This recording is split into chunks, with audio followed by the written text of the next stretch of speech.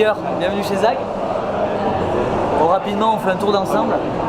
On reste toujours focalisé freeride, rando, free rando.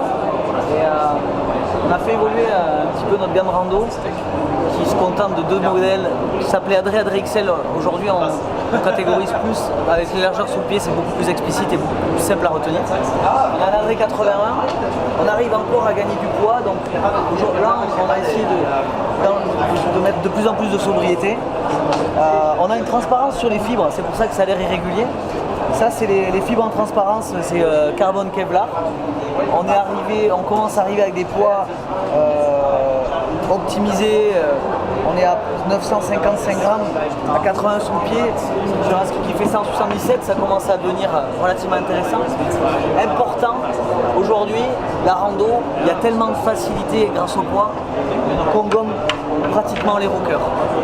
On a des tout petits rockers, on peut appeler ça plutôt des spatules progressives à la Zag depuis le départ. Et du coup, on a beaucoup plus d'accroche sous le pied, beaucoup plus de stabilité. Donc ça, c'est un peu le résumé de la rando.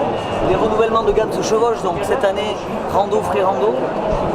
On garde l'unité de la gamme, donc Bacan. Donc large, léger, toujours aussi efficace, hyper facile. Et puis on décline. L'Ubac 105, ça remplace l'Ubac XL, on garde la même stratégie et la même lisibilité autour de la largeur sous le pied. Le best-seller, toujours l'Ubac, qui s'appelle maintenant Ubac 95. Pas de grands changements, on continue à affiner les flex et les cambres, mais la construction reste la même, le shape reste exactement le même. On ne change pas une équipe qui gagne, on ne va pas chercher à innover pour innover. Tant que ça fonctionne, on le garde. Lady, même chose, on garde la même gamme toujours, Ubac 95, Lady. Et petite nouveauté, on fait un Ubac Junior. On voit que le marché de la rando junior commence à éclore. Les marques de fixation, les marques de chaussures, tout le monde fait l'effort. Donc nous on est parti aussi là-dessus. C'est un ski qui sera en dessous de 400 € et c'est surtout un ski qui descend en 152.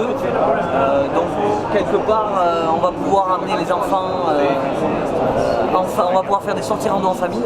Et ça risque de bouleverser pas mal d'habitudes. Cette année, année 2017, c'est l'année des 15 ans de la marque. On a ressorti le Big. Le Big, les inconditionnels de la marque le connaissent, c'est le premier Zag. Donc le premier Zag, spatule large, longue, rayon court, hyper facile. C'était le ski pour faciliter la vie de tout le monde dès qu'on sort des pistes. C'était important, 150 paires pour les 15 ans. Et derrière, c'est pareil, on a toujours notre petite infirmière sur le H112, tu vois.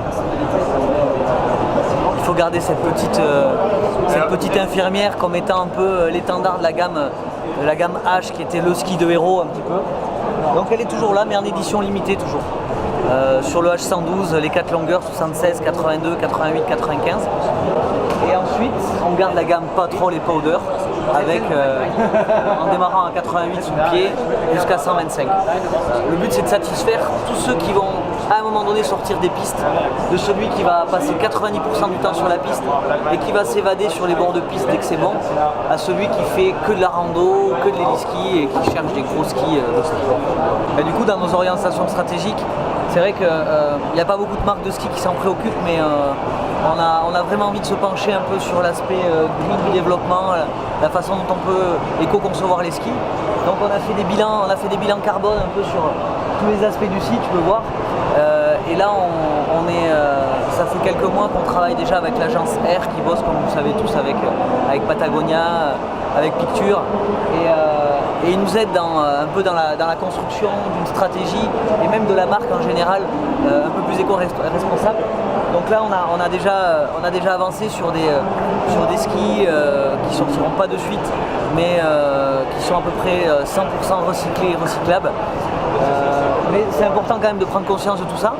Et ensuite, évidemment, c'est toute une stratégie globale d'entreprise qui va passer par autant les modes de déplacement, la façon dont les locaux sont chauffés, que jusqu'à des actions qu'on pourrait mener en montagne.